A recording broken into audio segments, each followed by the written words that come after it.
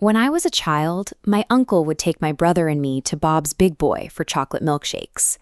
The restaurant felt permanent and solid, anchored by the massive fiberglass mascot standing guard at the entrance. Our placemats featured a cartoon spaceman mask we could punch out and wear. Below the big round eyes, the text issued a single classic command: "Take me to your leader." Most kids saw a toy, but my brother and I laughed because we felt a strange, quiet recognition. Underneath the paper and the sugar, we shared a secret, a sense that our consciousness was far older than our bodies, and that we already belonged to the stars we saw at night. We giggled because the paper alien wasn't the disguise. The real mask was the human skin we were wearing, a temporary costume for a consciousness that felt ancient. We are raised to believe in a hard boundary between ourselves and the rest of existence. Society teaches us that the universe is an enormous, empty space out there, while our lives are small, isolated events happening in here. This perspective creates a profound sense of loneliness. It convinces us that we are fleeting biological accidents, wandering across a rock with no meaningful connection to the celestial furnace that created us. Yet, as a child, I felt the opposite. Long before I had words for physics or spirituality, I could feel the vastness of the stars moving through me, a direct sensation of the entire universe breathing in time with my own lungs. The inherited feeling of separation is a social construct rather than a physical reality, a habit of mind that hides our deep cosmic roots behind the noise of daily life. Albert Einstein had already provided the evidence for this connection. He showed the world that matter is simply energy, and that the universe is far less solid and far more interconnected than our senses suggest. This image captures physicists working through the math of quantum mechanics, the very rules that govern the subatomic world.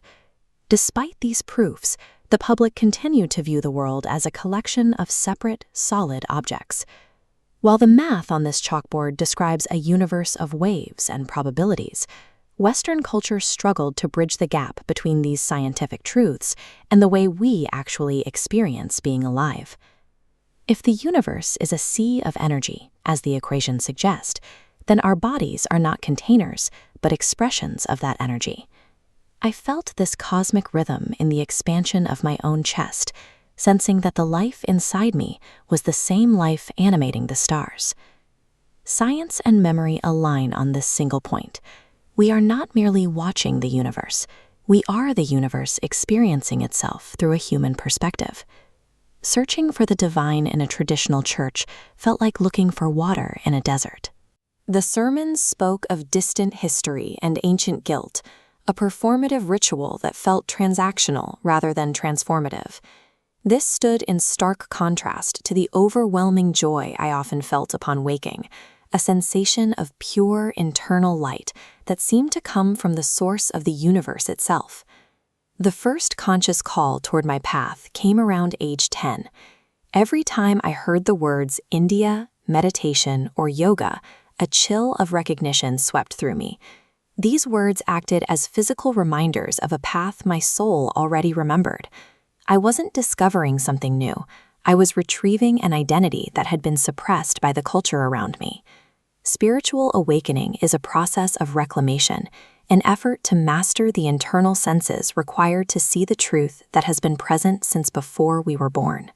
The common Western belief that we must wait for death to experience the divine is a misunderstanding of our nature. It suggests a separation that simply does not exist. We can experience the source of all things in this body and in this breath. The divine is a present tense reality, not a destination we reach at the end of time. Let us consider the reality of our biology. We are ancient stardust that has gathered into a temporary form, finally developing the complexity to become consciously aware of its own cosmic origin. The universe isn't waiting for us to arrive. It is already here, pulsing through our nervous systems and looking out through our eyes. This brings us back to the spaceman mask from the diner. When we look through those punch-out eyes, we are reminded of the layers of identity we wear every day. The cosmic joke is the realization that we spent our lives pretending to be only human.